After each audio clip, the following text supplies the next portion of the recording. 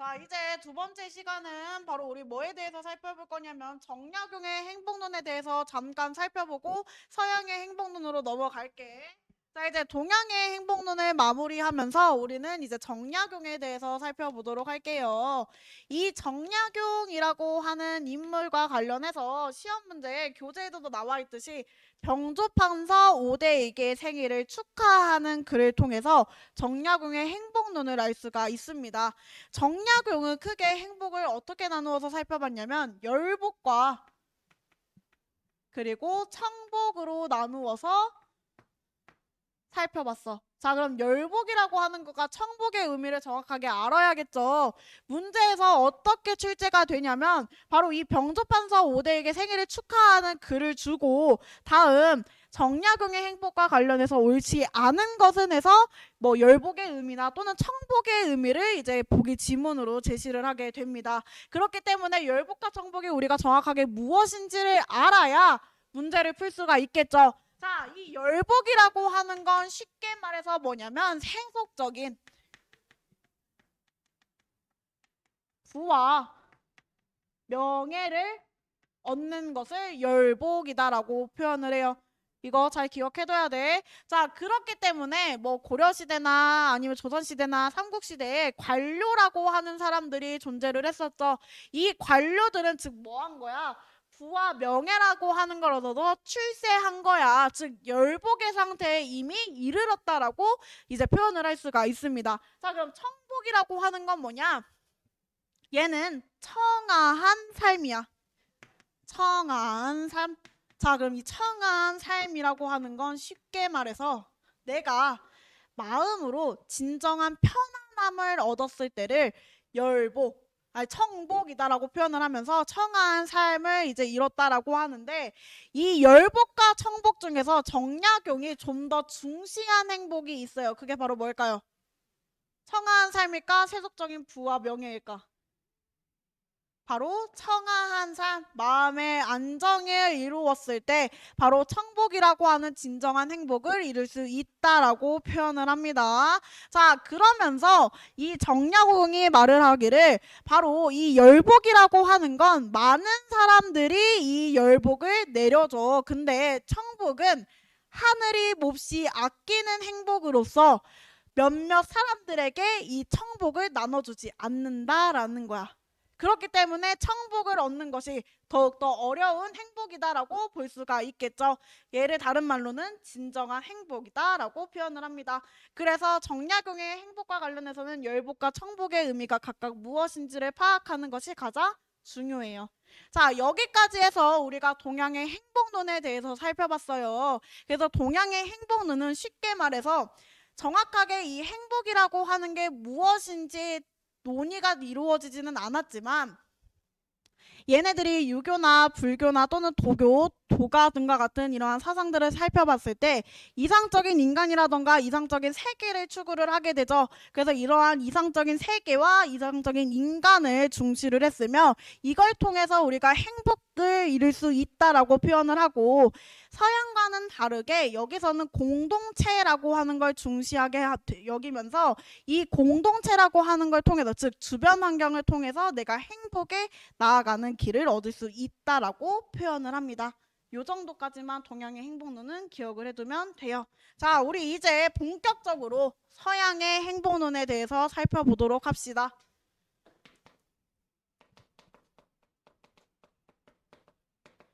이 서양의 행복론 같은 경우에는 얘는 이제 고대부터 그리고 현대, 근대에 이르기까지 행복에 대해서 끊임없이 사상가들이 논의가 이루어지게 돼요. 그렇기 때문에 이 서양의 행복론의 사상가가 동양보다 더 많을 수밖에 없다라는 거죠. 자, 먼저 우리는 고대 그리스에 대해서 살펴보도록 하겠습니다. 우리 앞전 시간에 이 고대 그리스의 행복의 기준이 뭐다라고 했었지? 바로 이성을 통해서 뭐를 해야 돼? 유덕한 인간이 되었을 때 행복하다라고 본다라고 했었죠. 자, 여기서는 크게 어떻게 나누어서 살펴볼 거냐면 바로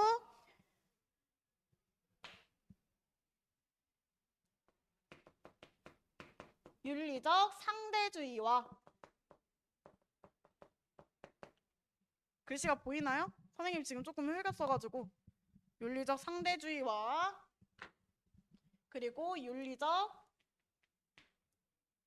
보편주의라고 하는 것으로 크게 나누어서 살펴볼 수가 있어. 이 윤리적 상대주의라고 하는 건 뭐냐면 이 윤리라고 하는 이론은 시대나 지역에 따라서 모두 달라진다라는 거야. 그렇기 때문에 이 윤리적 상대주의를 중시했던 이제 사상가는 누구냐면 바로 소피스트라고 하는 사상가가 대표적인 사상가라고 볼 수가 있어요. 윤리적 상대주의와 관련해서 소피스트가 대표적인 이제 사상가다. 자, 그래서 이 소피스트가 말을 하기를 행복하다라고 하는 건 뭐냐면 부와 명예라고 하는 세속적인 가치를 추구했을 때 행복할 수 있어 라고 보는 게 소피스트의 입장이에요. 그렇기 때문에 얘를 정약용과 연결시켜서 생각을 해보면 얘는 지금 무슨 상태야? 열복의 상태야. 열복이라고 하는 이러한 세속적인 가치를 추구를 했을 때 소피스트는 진정한 행복하다라고 느낍니다. 자, 소피스트의 대표적인 사상가는 누가 있냐면 우리가 잘 알고 있는 뭐 트라시마고라스 그리고 고르기아스 등과 같은 이러한 인물들이 소피스트의 가장 대표적인 인물이라고 볼 수가 있고 이 어떤 사상가들이 존재하는지 정도만 우리가 기억을 해두면 돼요. 자, 윤리적 이제 보편주의. 윤리적 보편주의는 시대나 지역을 뛰어넘어서 이 윤리라고 하는 게 모든 인간에게 공통적으로 적용할 수 있고 탐구할 수 있다라고 봐. 그래서 얘네 입장에서는 이러한 윤리를 어떻게 파악할 수 있냐? 바로 이성이라고 하는 걸 통해서 파악할 수 있다라고 보는 게 윤리적 보편주의에서 여예요. 그래서 여기서 대표적인 사상가 크게 3명에 대해서 살펴볼 거예요. 자, 우리가 많이 들어봤을 법한 그 이름. 첫 번째, 소크라테스. 자, 소크라테스 같은 경우에는 뭐라고 주장을 하냐? 너 자신을 알라라고 하는 게 굉장히 유명한 말이죠. 자, 이것과 더불어서 소크라테스가 말을 하기를 네가 알고 있는 것을 정확하게 파악해야 된다라고 하면서 얘는 무지의 자각을 중시합니다. 무지의 자각. 자, 그럼 무지의 자각이라고 하는 건 쉽게 말해서 이 알미라고 하는 걸 너가 정확하게 알고 있냐야. 그렇기 때문에 이 소크라테스는 행복하다라고 하는 걸 뭐를 통해서 알 수 있냐면 참된 이 알미라고 하는 걸 통해서 뭐를 추구해? 덕이라고 하는 걸 추구를 하고 이 덕은 즉 유덕한 뭐가 되는 거예요? 인간이 되게 되는 거죠. 그래서 이 유덕한 인간이 되었을 때 바로 뭐 할 수 있어? 행복하다라고 말할 수 있어라고 보는 게 소크라테스의 입장입니다. 자, 여기서 조금 더 나아가자면 그럼 이 알미라고 하는 것은 뭐를 통해서 지식을 습득한다라고 표현을 하냐? 소크라테스의 입장에서는 대화법이라고 하는 걸 내세워요. 교재에 안 적혀있어요. 대화법. 이 대화법을 다른 말로는 뭐라고 표현을 하냐면 문답법이라고 표현을 해요.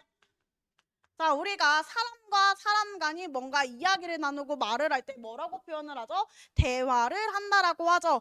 이러한 대화라고 하는 걸 통해서 그 사람이 즉 내가 모르고 있는 것을 정확하게 알고 있는지 모르는 것에 대해서 이제 의문을 갖게 되면서 스스로 진리를 깨닫는 그러한 방법이 대화법이에요. 그래서 이 대화법이라고 하는 걸 통해서 뭐를 해? 참된 알미라고 하는 걸 깨달아. 참된 암을 통해서 뭐를 한다? 덕이라고 하는 걸 추구하고 그러면서 유덕한 인간을 통해서 내가 행복할 수 있다라고 보는 게 소크라테스의 입장입니다.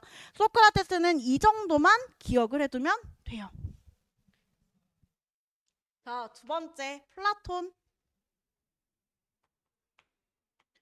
지금 교재에는 플라톤의 행복의 조건과 관련해 가지고 5개의 조건들이 제시가 되어 있죠. 이 5개의 조건들을 모두 종합을 해보면 결론적으로는 과하지도 부족하지도 않은 적정한 상태를 우리 플라톤은 행복의 조건이다라고 봅니다.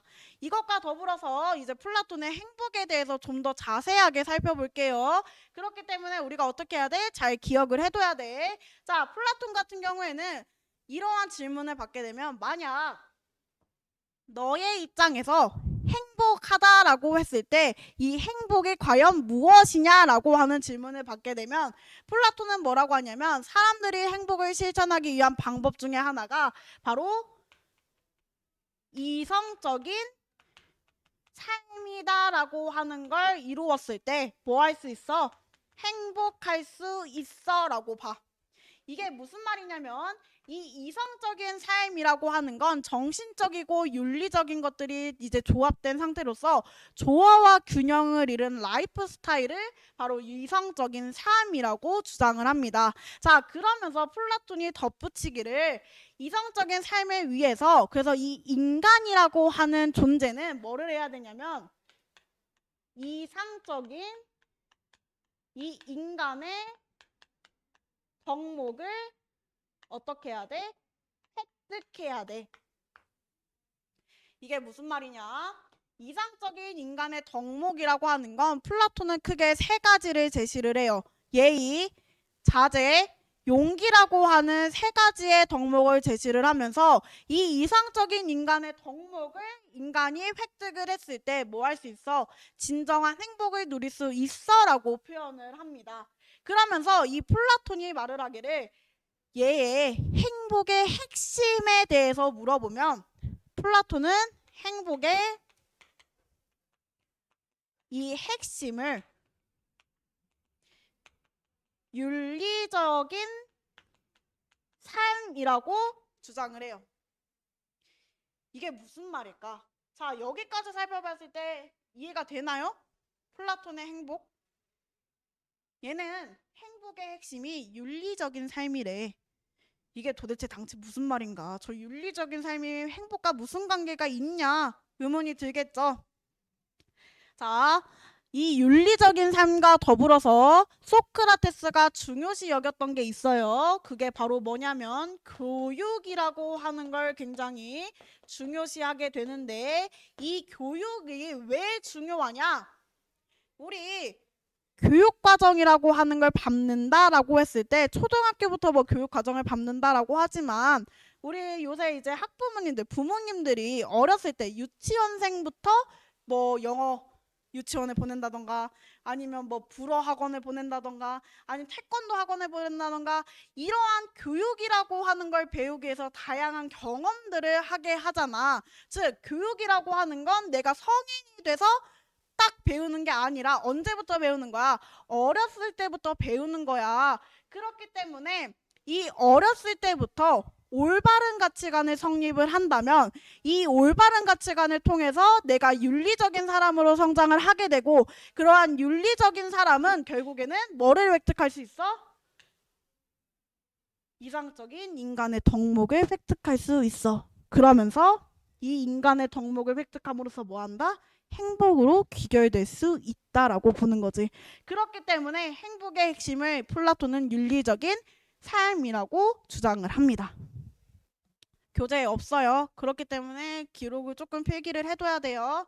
자, 더 나아가서 플라톤 같은 경우에는 이렇게 덕목과 윤리적인 사상에서 살아가는 삶이 바로 행복한 삶이라고 주장을 하면서 얘는 좀 더 심화적으로 국가와 행복론을 연결시켜서 바라봅니다. 여기 위쪽에 써줄게요. 안 보이니까. 자, 국가와 행복. 자, 쉽게 말해서 국가와 행복 간에 어떠한 상관관계가 존재하냐라는 거지. 자, 플라톤이 당시 살았던 세계는 무슨 세계? 고대 그리스 세계. 당시 이 플라톤이 살아가던 이 세계는 펠로폰네소스 전쟁 이후에 민주주의라고 하는 게 크게 발전을 하기는 하지만 개인주의가 흉흉해지던 시기예요. 그렇기 때문에 사회가 어떨까요? 굉장히 혼란스러울 수밖에 없어요. 자, 그래서 플라톤이 바라봤을 때 이러한 생각을 하게 됩니다. 저 사회의 혼란을 바로잡았을 때 바로 뭐 할 수 있어? 내가 행복할 수 있어. 자, 그러면 플라톤의 입장에서 살펴보면 사회가 올바르게 나아가기 위해서, 즉 올바른 국가가 형성되기 위해서는 이 모든 인간이 뭐 해야 돼? 평등해야 되며 모든 사람들이 도덕적인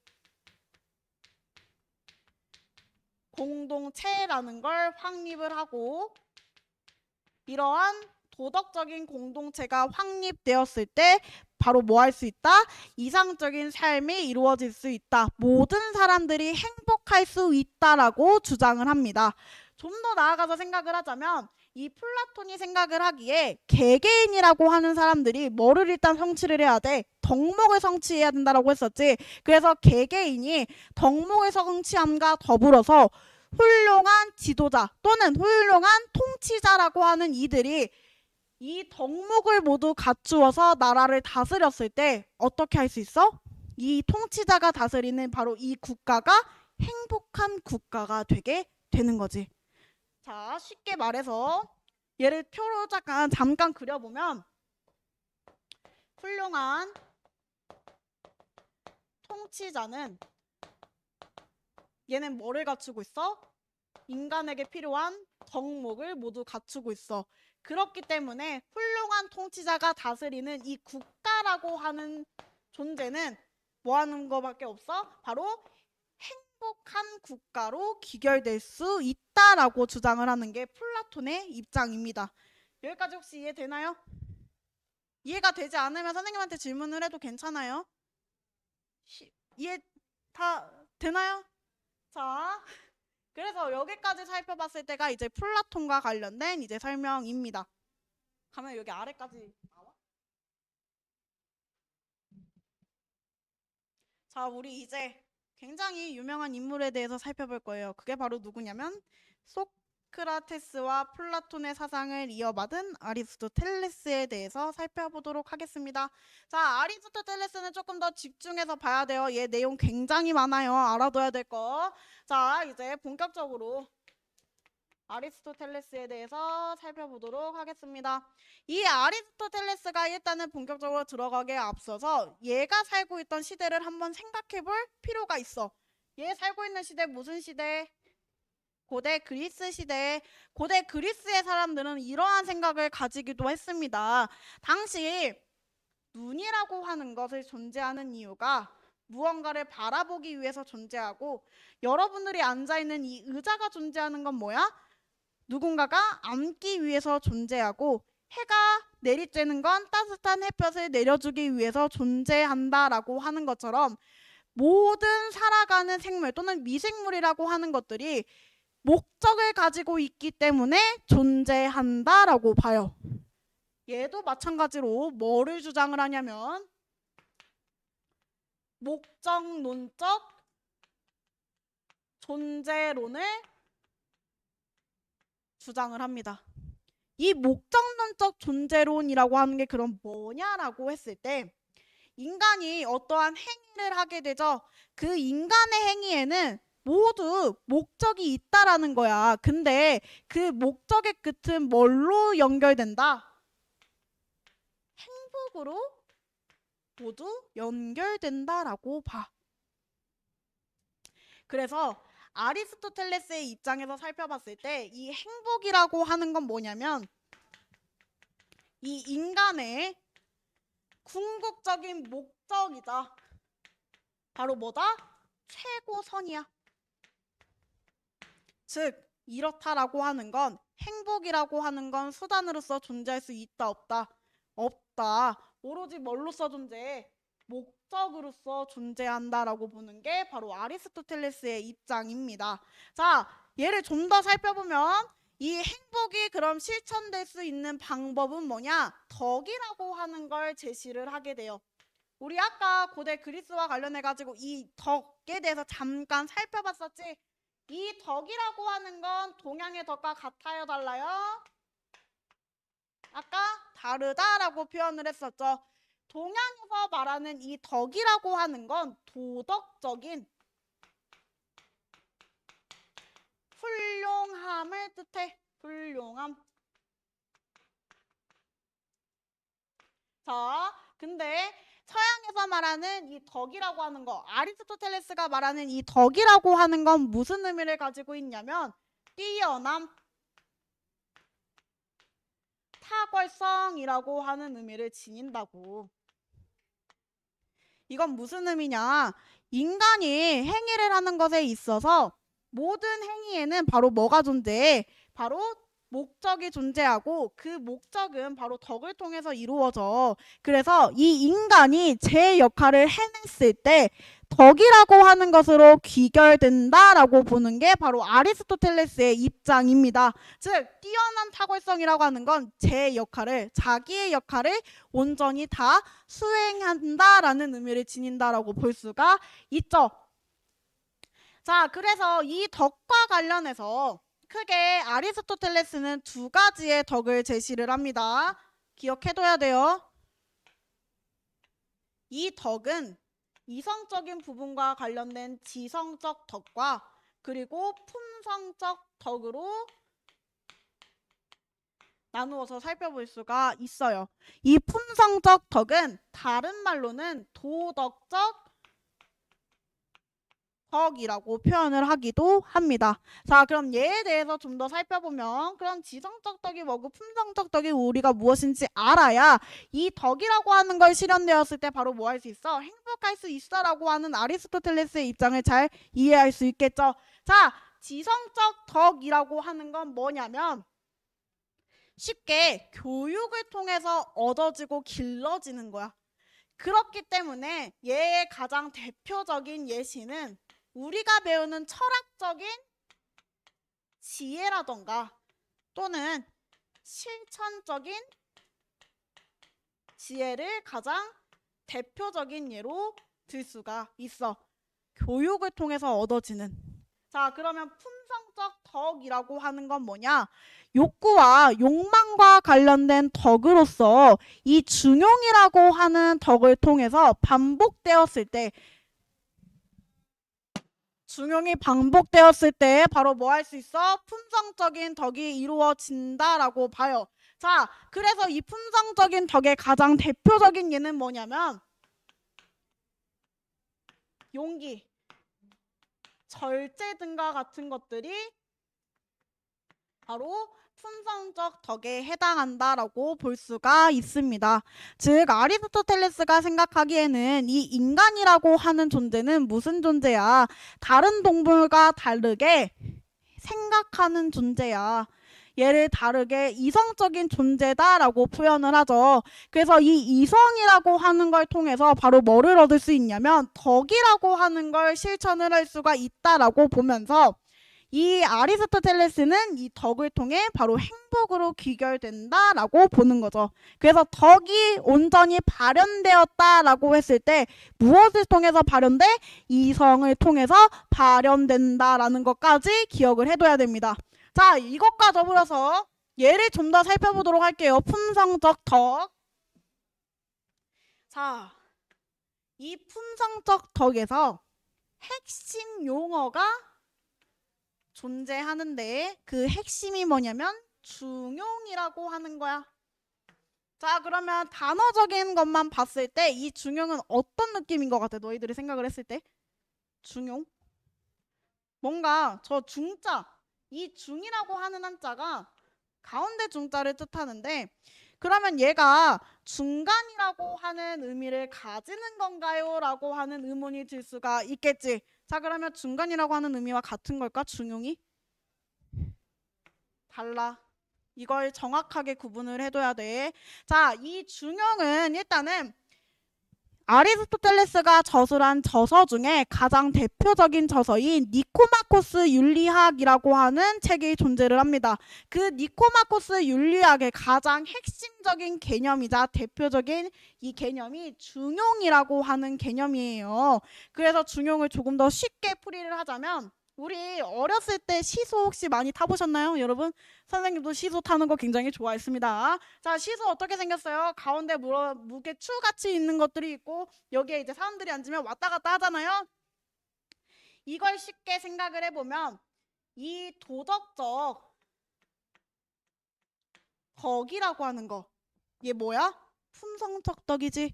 이 도덕적인 덕이 바로 무모함과 그리고 부족함 사이에 적절한 상태의 위치에 있는 것을 우리가 중용이다라고 표현을 해요. 이렇게 들었을 때 저게 도대체 무슨 말인가 라고 하는 생각이 들 수도 있겠지. 예를 들어서 자, 우리가 갑자기 타임머신을 타고 돌아다니다가 아프리카에 단독적으로 혼자 떨어지게 됩니다. 근데 아프리카에 굉장히 사나운 맹수들 많이 살죠. 자, 내가 이렇게 타임머신을 타고 또는 이런 공간 이동하는 것을 통해서 아프리카에 뚝 하고 떨어졌어. 근데 내 눈앞에 뭐가 있어? 사자가 있네. 자, 그럼 이 사자를 만났을 때 여러분들은 어떻게 할 거예요? 자, 선생님은 일단 도망갈 거예요. 자, 사자 굉장히 사나운 맹수죠. 자, 그래서 그러한 상황을 예로 들어서 살펴보면 그 사자와 만났을 때 저 사자? 아, 무슨 소리야. 그냥 내 한 주먹거리도 안 되지 해가지고 코를 팍 친다고 생각해봐. 그러면 그 사자 어떻게 할까? 나 잡아먹겠죠? 무모함이에요. 쉽게 말해서 그 상황 속에서 과도한 행동을 했다라는 거지.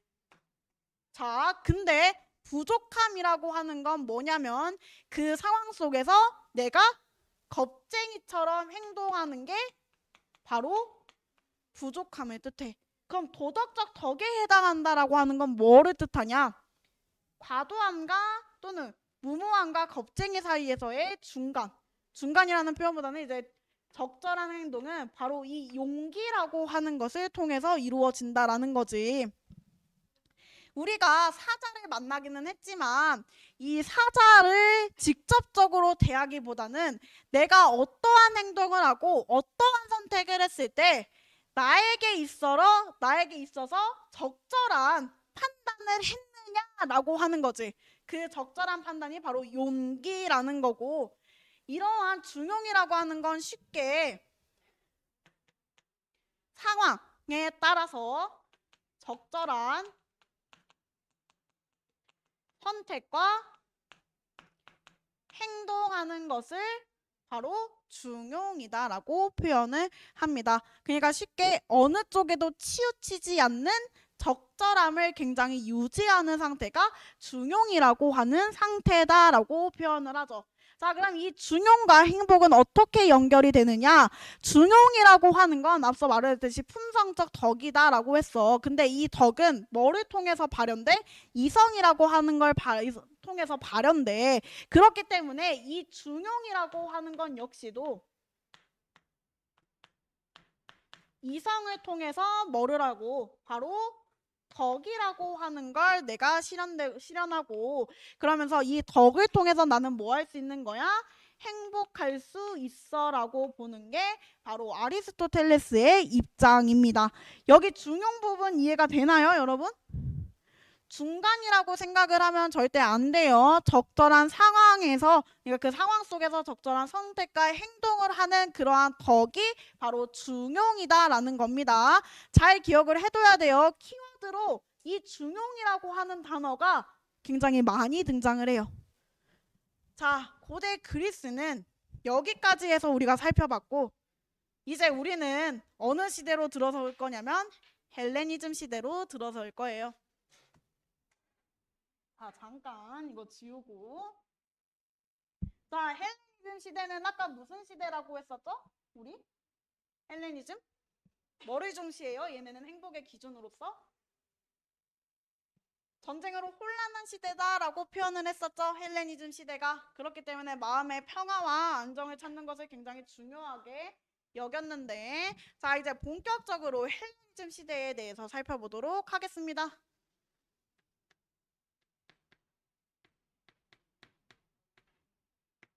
자, 이 헬레니즘 시대에서 가장 대표적인 학파는 어디냐면 에피쿠로스 학파와 그리고 스토아 학파예요. 그래서 이 두 학파 비교하는 거 가끔씩 시험 문제 출제가 되게 됩니다. 핵심적인 용어들은 모두 다 기억을 해둬야 돼요. 자, 먼저 에피쿠로스부터 살펴보도록 할게요. 우리 역사 수업 배우면서 에피쿠로스나 스토아 학파는 조금 이렇게 들어봤지? 걔네들이야. 자, 그래서 너무 어렵게 생각 안 해도 돼. 자, 일단은 이 에피쿠로스 학파 같은 경우에는 얘네가 중요시 여기는 건 뭐냐면 쾌락이야. 쾌락이 행복으로 귀결된다라고 보는데, 이 에피쿠로스 학파에서 봤을 때 크게 이 세 개라고 하는 건 선과 악으로 이루어졌다라고 표현을 해요. 그럼 선에 해당하는 건 뭘까? 얘네가 중요시 여기는 쾌락. 이 쾌락이라고 하는 게 바로 인간의 최고의 선이며 행복의 시작이자 끝이다 라고 표현을 합니다. 그리고 악에 해당하는 것은 쾌락과 반대가 되겠죠. 고통이 바로 악이 되게 되죠. 그래서 이 쾌락이라고 하는 건 본질적인 가치를 지닌 개념이다 라고 봐. 그래서 얘는 내재적인 가치를 지니고 있기 때문에 굉장히 중요하고, 우리가 앞서 배운 아리스토텔레스나 플라톤이나 이러했던 사상가들이 덕이라고 하는 걸 굉장히 중요시 여겼다라고 했었지. 그래서 얘네들은 이 덕을 뭘로 봤어? 목적으로서 이제 바라보게 되잖아. 에피쿠로스 학파에서는 그와 반대되는 입장을 취하게 됩니다. 정의나 또는 이 도덕이라고 하는 건 목적으로서 존재하는 게 아니라 바로 수단적인 가치로서 존재하는 거야 라고 에피쿠로스 학파는 주장을 하게 돼요. 여기서 좀 더 살펴보자면 에피쿠로스 학파가 지금 이 도덕을 수단적인 가치로 이해를 했었죠. 그럼 이 덕이라고 하는 거 에피쿠로스 학파 입장에서 봤을 때 중요할까요? 중요하지 않을까요?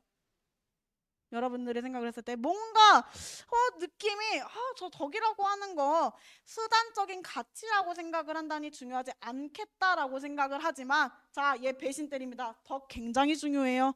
자, 그래서 덕에 대해서 좀 더 살펴보도록 할게요. 이 에피쿠로스 학파에서 말하는 덕이라고 하는 건 뭐냐면 바로 쾌락을 위해 필요한 존재야. 그래서 절대적인 필요 조건으로서 존재를 한다. 앞서 말을 했듯이 얘는 수단적인 가치이기는 하지만 바로 내재적 수단이다라고 표현을 해요. 내재적 수단. 자, 그래서 이 덕 중에서 그럼 최고의 덕에 해당하는 건 뭐냐면 바로 실천적 지혜라고 하는 게 최고의 덕이야. 이 실천적 그럼 지혜는 뭐냐면 바로 이 실천적인 지혜라고 하는 것을 통해서 쾌락과 고통을 합산을 계산하는 거, 또는 쾌락과 고통을 어떻게 한다? 계산할 수 있다라고 보는 게 바로 실천적 지혜예요. 자, 그럼 이게 왜 중요하냐? 앞서 말을 했듯이 에피쿠로스 학파는 이 쾌락을 굉장히 중요시 여긴다라고 했었지. 얘의 입장에서 봤을 때 이 쾌락이라고 하는 거, 고통이라고 하는 건 자연의 이치야. 그러니까 내가 느낄 수 있는 감정 중에 자연스러운 감정인데, 이 쾌락이라고 하는 것을 결과적으로 봤을 때, 예를 들어서 쾌락과 고통이 존재하는 사회 속에서 내가 어떠한 행위를 했을 때 쾌락과 고통이 동시에 수반이 된대. 근데 그 결과적으로 봤을 때 고통보다는 쾌락이 좀 더 많은 양을 산출해낸다라고 했을 때 에피쿠로스 학파의 입장에서는 이 쾌락이 좋은 걸까요? 나쁜 걸까요? 좋다라고 하는 거지. 왜? 고통보다는 뭐가 더 많이 따라? 쾌락이 더 많이 따라. 그러면 반대로 쾌락이 따라오는 고통이 존재를 하는데 결과적인 것으로 봤을 때 고통이 양이 더 크대. 그러면 이거는 행위를 해야 할까요? 행위를 하지 말아야 할까요? 행위를 하지 말아야 된다라고 보는 게 바로 에피쿠로스 학파의 입장입니다.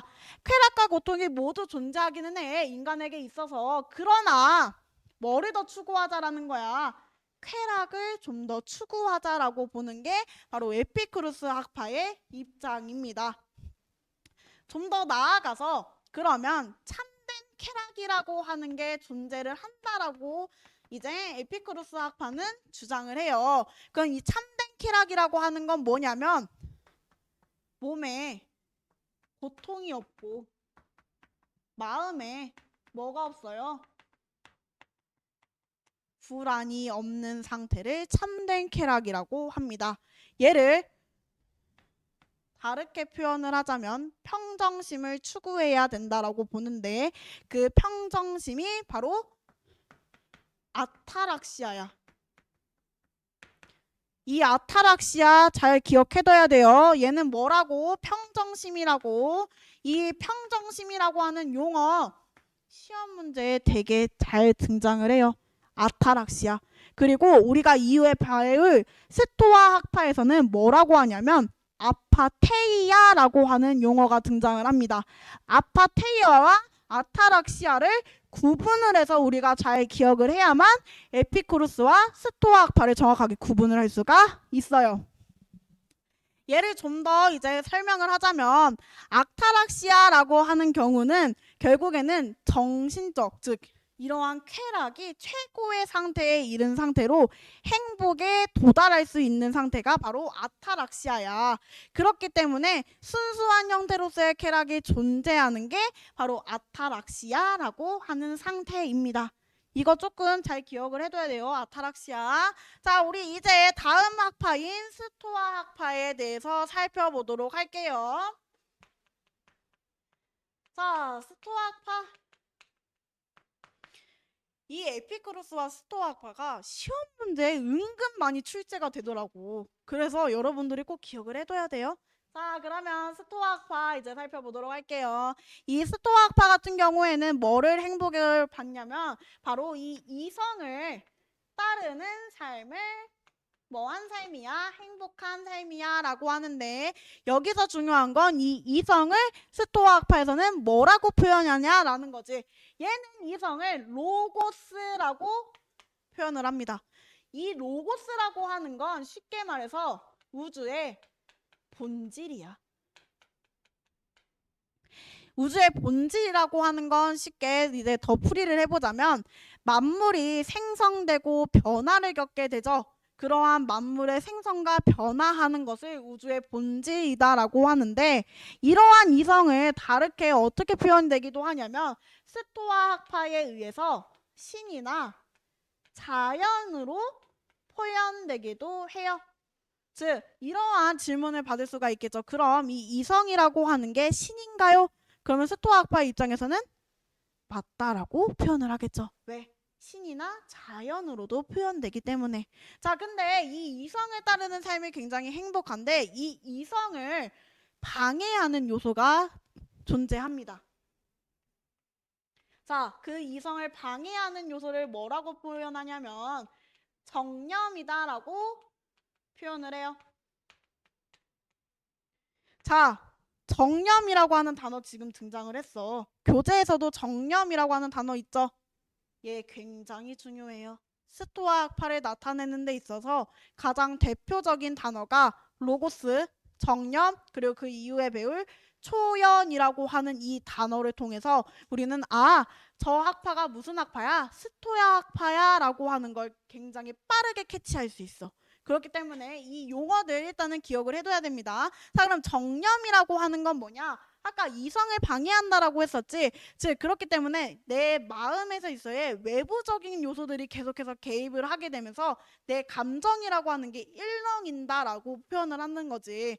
쉽게 우리 바다나 잔잔한 강 본 적 있죠? 굉장히 걔네들 고요하잖아. 근데 여기에 돌이라고 하는 걸 매개체를 던지면 어때? 이 바다나 강은 일렁이게 되지. 그 돌과 같은 역할을 하는 게 정념이야. 평온함, 부동심이라고 하는 걸 유지를 하는 상태에서 돌이라고 하는 걸 던졌을 때 이 인간이 가진 이 이성이라고 하는 건 어떻다? 변화를 겪게 된다. 그렇기 때문에 이성을 방해하는 요소는 뭐다? 정념이야. 자, 그럼 정념을 없애야겠죠? 이 정념을 없었을 때 드디어 뭐 할 수 있어? 이성이 온전하게 유지가 되게 되면서 부동심이라고 하는 굉장히 편안한 상태를 이루게 되겠죠. 그러면서 이 스토아 학파에서 주장하기를 뭐라고 주장을 하냐면 이 정념을 없애기 위해서 초연의 상태에 이르게 되면 뭐 할 수 있다? 행복할 수 있다라고 봐요. 이 초연은 어떠한 것에도 굴하지 않는 이제 마음이다라고 생각을 하면 됩니다. 그래서 이 초연의 상태에 이르렀을 때 이성이라고 하는 게 온전하게 유지가 된다라고 하죠. 그래서 스토아 학파는 결론적으로 살펴보면 바로 부동심이라고 하는 거 추구를 했을 때 행복에 이를 수 있다라고 봐. 아까 이 부동심이라고 하는 건 뭐라고 표현을 하냐면 아파테이아라고 표현을 하는데 이 아파테이아라고 하는 건 개개인의 이성이 보편적인 이성과 결합이 됐을 때, 즉 이 이성 개개인과 그리고 보편성으로 나누어서 살펴봤을 때 개개인의 이성이 보편적인 이성과 결합이 되게 되면 내가 무슨 상태에 이를 수 있어? 바로 아파테이아라고 하는 이 상태에 이를 수 있어. 즉 뭔가 마음의 고통이 그리고 쾌락이 없는 그 상태를 아파테이아라고 부릅니다. 여기까지 이해되나요? 스토아 학파까지? 이거 잘 기억을 해둬야 돼요. 둘이 비교하는 문제가 간혹 출제가 되기 때문에 아파테이아가 정확하게 뭐고 아타락시아가 정확하게 뭔지를 우리가 파악을 해야만 이 문제를 풀어낼 수가 있어. 자, 우리 이제 중세에 대해서 살펴보도록 할게요.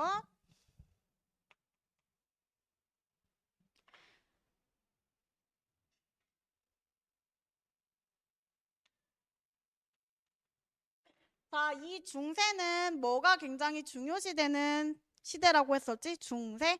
바로 신이라고 하는 존재가 굉장히 중요하다라고 하면서 영원하고 온전한 이 신과 내가 하나가 되는 것을 굉장히 행복한 삶이야 라고 봤던 게 중세의 입장이죠. 중세를 본격적으로 들어가기에 앞서서 우리가 살펴볼 건 바로 중세에서 주장하는 인간관입니다. 자, 이 중세에서 말하는 이 인간은 누가 만든 거야? 바로 신의 피조물이라고 주장을 해요.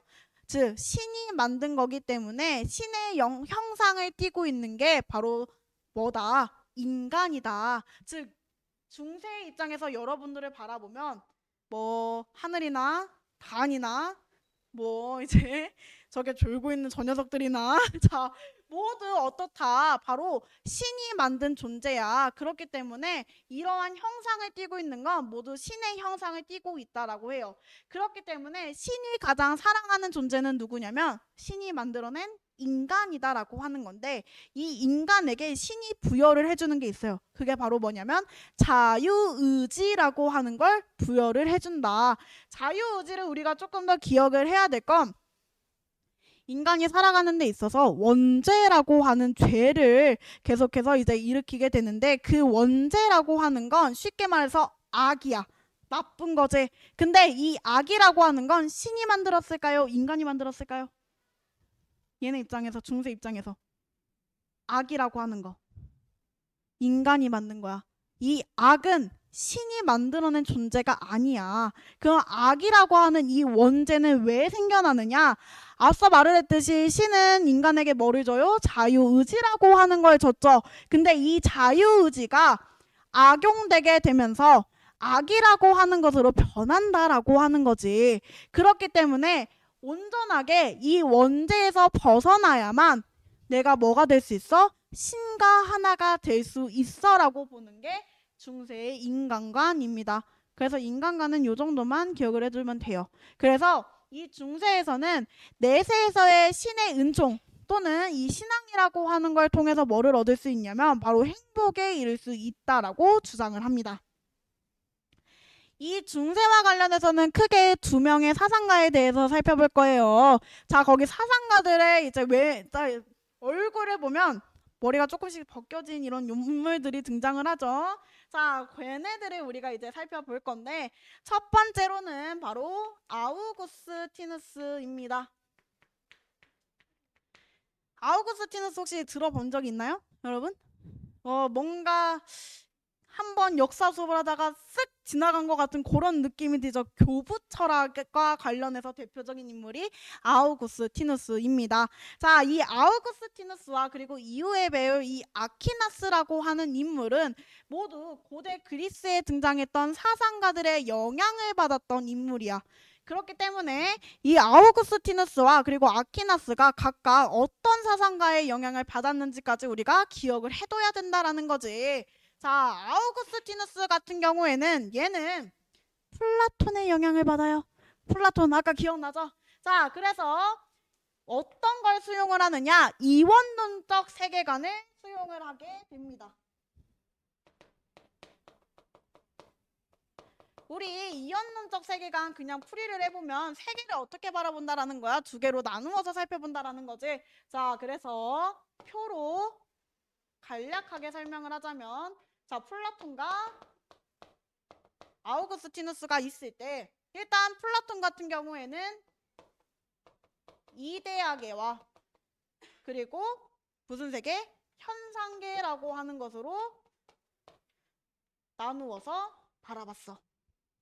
자, 그럼 이데아계라고 하는 건 뭐냐면 쉽게 말해서 이성을 통해서 인식할 수 있는 세계로 여기서는 이 현상계에서 존재하는 이런 사물들 있죠. 그러한 사물들에 뭐가 존재하냐? 형상이라고 하는 게 존재하는 세계야. 그렇기 때문에 이 이데아계는 변하지 않고 온전하고 신이 존재하는 사회가 이데아계라고 표현을 합니다. 플라톤의 입장에서. 자, 그럼 현상계라고 하는 건 우리가 지금 살아가고 있는 이 세계 있죠? 이 세계를 현상계라고 표현을 해요. 자, 그러면서 이 현상계라고 하는 건 형상이 존재하는 것이 아니라 뭐가 존재해? 본질이라고 하는 것으로 존재를 하기 때문에 이 현상계는 끊임없이 변화를 겪고 있는 세계야 라고 표현을 하는 게 바로 플라톤의 입장입니다. 그래서 플라톤은 이 정도만 우리가 기억을 해두면 돼요. 자, 그럼 아우구스티누스는 세계를 어떻게 바라봤느냐? 천상의 나라와 지상의 나라로 살펴봤어. 자, 이게 무슨 말이냐? 천상의 나라라고 하는 건 다른 말로 신의 나라야. 자, 그럼 신의 나라니 누가 존재하겠어요? 신이라고 하는 게 존재를 하겠죠. 자, 그렇기 때문에 이 천상의 나라는 신을 사랑하고 자신을 경멸하는 사람들로 존재하는 게 천상의 나라라면 지상의 나라는 그 반대로 신을 경멸해. 그러면서 자신을 사랑하는 사람들만 존재를 한다라고 보는 게 지상의 나라입니다. 그러면 아우구스티누스가 봤을 때 어떤 사상을 좀 더 높게 칭하냐? 당연히 신과 하나가 되는 천상의 나라를 좀 더 높게 칭하게 되겠죠. 자, 여기서 끝나는 게 아니라 이 두 사상가의 차이점 또한 우리가 기억을 해둬야 돼요. 플라톤이 말하는 이 이데아계에서 존재하는 신은 직접적으로 만날 수가 없어라고 보는데 아우구스티누스는 이 신이라고 하는 존재를 실존한다라고 생각을 하면서 바로 현실적으로 만날 수 있는 존재야 라고 보는 게 아우구스티누스의 입장입니다. 그러면서 아우구스티누스가 말하는 행복이라고 하는 건 뭐냐면 바로 신의 은총, 신앙이라고 하는 걸 통해서 내가 뭐 할 수 있어? 행복할 수 있어. 왜? 신과 내가 하나가 되기 때문에. 플라톤의 행복론과 아우구스티누스의 행복론이 조금 이제 다르다는 걸 느낄 수 있겠죠. 플라톤 같은 경우에는 신 중심의 사회가 아니다 보니까 얘는 아까 뭐를 중시했어? 이상적인 삶이라고 하는 걸 중시했잖아. 근데 그에 반해 아우구스티누스라고 하는 인물은 바로 내세에서 내가 신의 사랑을 받았을 때 신과 하나가 되고 그러면서 뭐 할 수 있는 거야? 행복할 수 있다라고 보는 거죠. 이원론적 세계관은 그냥 요 정도만 기억을 해두면 됩니다. 더 중요한 건 우리 행복론에 대해서 살펴봐야겠죠. 자, 이 행복론 내용 많아요. 조금 기억을 해둬야 돼요. 교재에서는 나타나 이제 적혀있지 않기 때문에 이것까지 기억을 해두면 됩니다. 자, 아우구스티누스의 입장에서 바라봤을 때 이 행복이라고 하는 건 일단은 신이라고 하는 존재는 최고의 선이며 내가 신과 나라고 하는 존재가 하나가 되었을 때 바로 행복할 수 있다라고 봐요. 그러면서 뭐라고 주장을 하냐면 플라톤이 말하는 사주덕이라고 하는 게 교재에 나타나 있을 거야.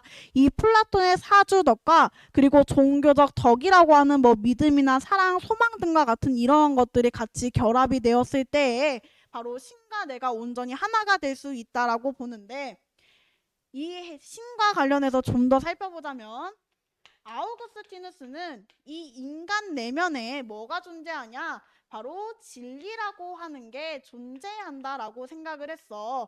그래서 이 진리를 어떻게 했을 때, 찾았을 때 바로 행복할 수 있다라고 표현을 하는데 여기서 의문이 들죠? 아까 아우구스티누스는 어떻게 해야 행복할 수 있다라고 봤어? 신과 내가 하나가 되었을 때 행복할 수 있다라고 봤지. 근데 여기서는 지금 뭐라고 설명해? 인간에서 내면의 진리를 찾았을 때 행복하다라고 하죠. 교재에 안 남아 있어요. 그래서 필기를 하셔야 됩니다. 자, 그럼 왜 얘가 이러한 주장을 하느냐? 그럼 진리라고 하는 게 무엇이냐라고 우리가 좀 더 살펴봐야겠죠.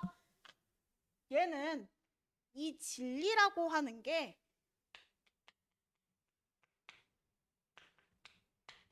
내면의 스승이다라고 주장을 해.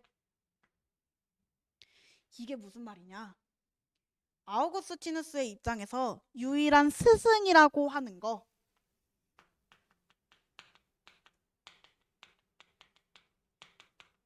신이라고 하는 존재야.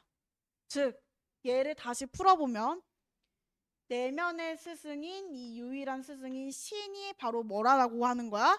진리다. 자, 그럼 얘를 다시 도입을 해보자. 내면의 진리를 찾는다라고 하는 건 결국에는 신을 내가 찾아낸다라고 하는 거겠지. 내면에서 그럼 뭐 할 수 있어? 신과 내가 하나가 되겠죠. 그렇기 때문에 뭐 하는 존재야? 나는 행복한 존재야 라고 표현을 합니다. 이 내면의 진리에 대해서 우리가 조금은 더 잘 기억을 해둬야 바로 행복론과 아우구스티누스를 연결시킬 수가 있어요. 내면의 진리까지. 자, 이렇게 진리라고 하는 건 그러면 아우구스티누스는 어떻게 해서 이 진리를 찾아내냐라고 하는 건데 얘는 인식이라고 하는 걸 통해서 바로 진리를 찾아낼 수 있다라고 봐요. 그러한 걸 이제 우리가 아우구스티누스의 인식론이라고 설명을 합니다. 이거 조금 잘 기억을 해둬야 돼요. 어려울 수가 있어요. 자, 아우구스티누스가 생각을 하기에 이 인식이라고 하는 건 크게 세 가지의 종류로서 존재한다라고 봅니다. 그래서 그 모든 세 가지의 종류의 인식에 다 다른 내용을 담고 있으며 이러한 인식을 탐구하는 방법도 다르고 그 인식마다 차이가 존재한다라고 봐요. 그러면서 이 인식을 행복과 연계시켰던 인물이 바로 우리가 지금 배우고 있는 아우구스티누스라고 하는 인물인 거죠. 자, 그래서 인식론을 좀 더 살펴봐야겠죠. 얘는 크게 세 종류의 인식론을 주장을 합니다. 그래서 감각적 인식 그리고 이성적 인식 마지막으로 지성적 인식 이렇게 세 가지의 인식을 주장을 해요. 이 인식들이 각각 어떠한 행복을 추구하는지까지 기억을 해둬야 돼. 자, 그럼 먼저 감각적 인식에 대해서 살펴보도록 할게. 이 인식론이 조금 어려울 수가 있으니 필기를 해두면 우리가 기억을 쉽게 할 수가 있겠죠. 먼저 감각적 인식입니다. 자, 감각적이라고 하는 걸 통해서 일단 이 감각이 가지는 특징이 무엇이냐라는 거지. 얘의 특징은 가변한다라고 하는 성격이야. 쉽게 변화하는 성격을 지니고 있죠. 우리 감각이라고 하는 용어는 굉장히 많이 이제 접해봤잖아. 그치? 무언가를 보거나 듣거나 느끼는 거, 만지는 것을 모두 감각이라고 표현을 하죠. 그렇기 때문에 얘는 변화할 수밖에 없는 존재라고 봤는데 이 감각적 인식은 그렇게 단순한 인간의 감각이라고 하는 걸 통해서 행복을 느끼는 단계다라고 봐. 즉, 내가 지금 무언가를 잡고 말을 하고 있죠. 이러한 마이크를 만질 때 촉감이라고 하는 걸 지금 사용을 하게 되잖아요. 그 촉감도 뭐야? 감각이죠. 그리고 내가 지금 여러분들을 바라보고 있는 것도 감각이죠. 이러한 감각은 단순히 내가 지금 존재하고 있는 이 형상, 즉 육체를 통해서만 이루어지는 행복으로서 앞서 나왔던 이 아우구스티누스가 말하는 신과 내가 하나가 되는 이 행복까지 도달할 수 없는 단계다라고 봐. 쉽게 단순한 행복을 누린다라고 보는 게 감각적 인식에서의 행복론입니다. 자, 그래서 얘가 말을 하기를 바로 감각적 인식은 이러한 가변하는 상태이기 때문에 바로 실제를 뭐 할 수 없어? 만날 수 없어. 여기서 말하는 실제가 뭘까? 신. 내가 신과 하나가 될 수 없고 만날 수 없기 때문에 뭐 할 수 없다라는 거야. 온전한 행복이라고 부르는 것에 도달할 수 없다라고 보는 게 바로 감각적 인식과 관련된 행복입니다. 각각에 해당하는 행복들이 존재를 해요. 그래서 그 행복들까지 우리가 기억을 잘 해두면 됩니다. 자, 감각적 인식에 대해서 이제 살펴봤으니 뭐에 대해서 살펴봐야겠어요? 바로 이성적 인식이라고 하는 것에 대해서 우리가 살펴봐야겠죠. 자, 이성적 인식이라고 하는 건 이 이성이라고 하는 존재도 굉장히 시대적이고 그리고 공간적이고 이러한 것들에 의해서 변화를 겪기 때문에 바로 얘도 뭐 하는 존재야? 가변하는 존재야. 변화하는 존재야. 그렇기 때문에 이 이성이라고 하는 걸 통해서 행복에 도달할 수 있냐라고 하는 질문을 받았을 때 얘는 행복에 도달하는 것이 힘들다라고 봐요. 왜 그러냐? 이 이성이라고 하는 건 주변의 영향을 받는다라고 했었죠. 그렇기 때문에 이 악이라고 하는 영향을 받았을 때 이 이성은 뭐를 한다라는 거야? 타락한다라는 거야. 근데 이 타락한 이성이라고 하는 걸 통해서 인간이 온전하고 완전한 신과 만날 수 있는 그 길을 어떻게 할 수 없어? 만나게 하는 길을 모두 차단할 수밖에 없어. 그래서 이성이라고 하는 걸 통해서 얘는 뭐라고 주장을 하냐면 어느 정도 이 신이라고 하는 존재 있죠. 신이라고 하는 존재를 인식은 할 수가 있어. 즉, 내면에 내가 이 신이라고 하는 게 존재하는구나 라고 하는 인식은 할 수 있지만 얘가 외부의 영향을 받아 타락을 하게 되면서 이 신과 내가 온전히 하나가 될 수 없다라고 주장을 하는 게 바로 이성적인 인식과 관련된 부분입니다. 그렇기 때문에 얘도 역시나 마찬가지로 완전한 행복이다라고 표현을 할 수가 있을까 없을까? 없다라고 주장을 하는 거죠. 자, 그러면 지금 온전하게 이 신과 내가 하나가 되어야 되는데 그럼 어떠한 단계를 들어서야 과연 이 신과 하나가 되냐? 얘를 일단 극복을 해야 돼. 타락한 것을 회복을 했을 때 그 회복이라고 하는 걸 통해서 신의 은총을 받고 바로 내가 신과 하나가 될 수 있다라고 보는 건데 그 단계가 마지막 인식이라고 부르는 지성적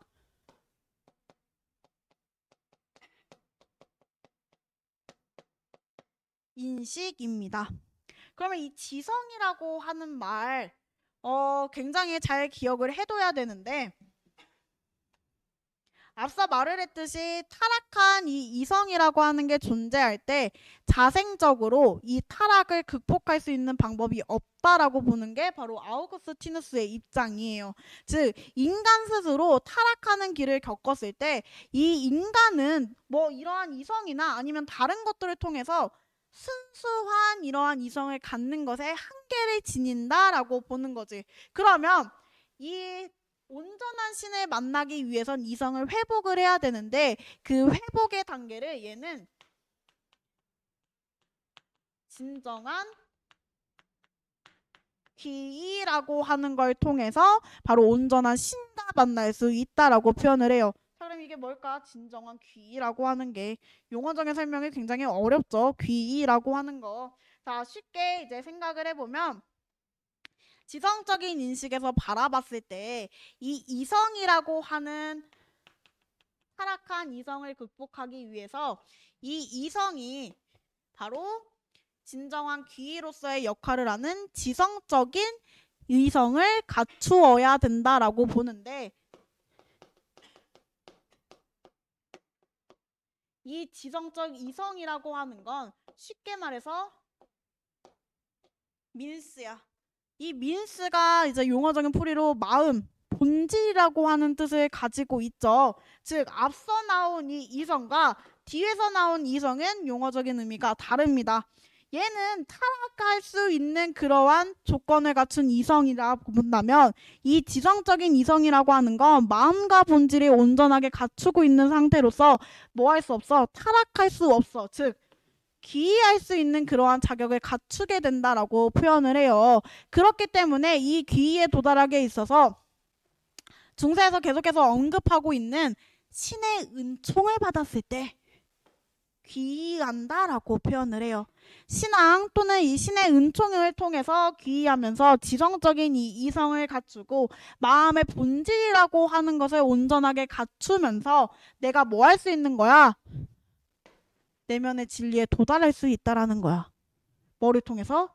지성적인 인식을 통해서. 즉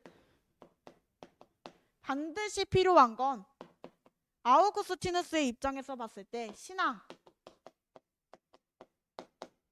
신의 은총이 꼭 필요한 조건이며 이러한 조건들이 갖추어졌을 때 내가 내면의 진리라고 하는 걸 파악할 수 있고 이 내면의 진리는 아까 뭐로 이제 귀결된다라고 봤어? 행복으로 귀결된다라고 봤었죠. 그렇기 때문에 신앙과 신의 은총이 굉장히 중요하다라고 보는 게 아우구스티누스의 입장입니다. 여기까지 이제 이해가 다들 되시나요? 이해가 되지 않으면 바로 말씀을 해주셔야 돼요. 자, 그래서 이 인식론도 마찬가지로 뭐랑 연결된다? 바로 행복과 연결된다라고 보는 거죠. 그렇기 때문에 각각의 이제 인식에 해당하는 이 행복까지 우리가 기억을 해둬야만 바로 아우구스티누스가 주장하는 행복에 대해서 우리가 잘 파악을 할 수가 있다라는 거죠.